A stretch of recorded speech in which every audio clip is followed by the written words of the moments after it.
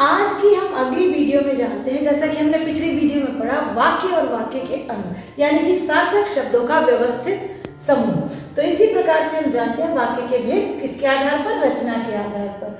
सबसे पहले वाक्य का भेद होता है सरल साधारण वाक्य, यानी कि एकदम से इसको पहचाना जा सकता है जिसमें एक उद्देश्य होता है और एक विधेय होता है, यानी कि एक कर्ता और दूसरा क्रिया। आराम से इसको आसानी से हम पहचान सकते हैं, जैसे कि यहाँ पर लिखा है राम बाजार जा रहा है।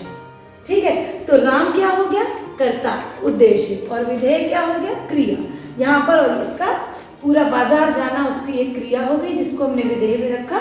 तो चलिए हम यहाँ समझते हैं और भी अच्छे से कि सरल और साधारण वाक्य पहला, दूसरा है मिश्र वाक्य, तीसरा है संयुक्त वाक्य। अब हम इस वाली वीडियो में जानेंगे कि सामान्य यानी कि सरल वाक्य कैसे पहचान सकते हैं। जैसे एक ही वाक्य कई रूपों में सरल कैसे हो सकता है। पहला, राम पढ़ा, बहुत आसान, बहुत दो शब्दों में मैंने कह दिया, उद्देश्य और विधेय, राम पढ़ा, कर्ता और क्रिया। फिर मैंने कहा राम पढ़ रहा है, तो कर्ता क्रिया का विस्तार हो गया, यानी कि पढ़ रहा है, वाक्य को थोड़ा और लंबा कर दिया, लेकिन वाक्य यहाँ पर सामान्य है। फिर हम आते हैं, इसके बाद यहाँ पर लिखा है राम पढ़ रहा है, फिर आते हैं हम यहाँ पर साथ वाले घर में रहने वाला राम पढ़ रहा है।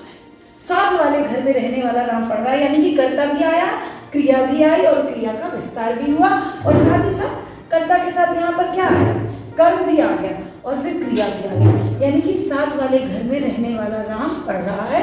फिर अगला वाक्य हम देखते हैं, राम ने पुस्तक पढ़ी, कर्ता ने कर्म को किया, यानी कि कर्ता हो गया राम और कर्म हो गया आपका पुस्तक, और पढ़ी हो गई क्रिया। तीन चीजें एक साथ, विस्तार हो रहा है, राम ने मित्र को पुस्तक दी।